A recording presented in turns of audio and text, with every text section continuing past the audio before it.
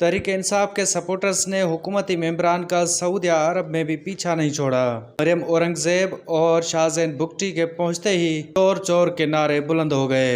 सऊदिया के सिक्योरिटी ने दोनों को अपनी तहवील में लेकर वहां से निकालने की भरपूर कोशिश की, लेकिन नारे बुलंद होते रहे।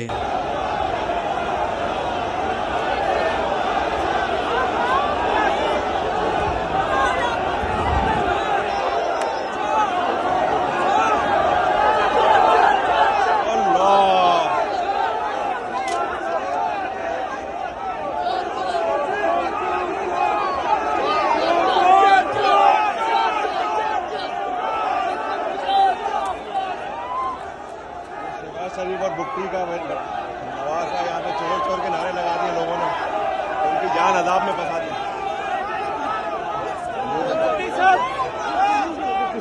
बुगटी साहब चोर हो गए अभी। ये बुगटी को देखो क्या हालत कर दी है कुत्ते वाली हरम के अंदर पाकिस्तानी अवाम ने। चोर है, चोर है, चोर है, चोर है। ये देखो चोर है, चोर है, ये चोर देखो, ये देखो भाग रहा है।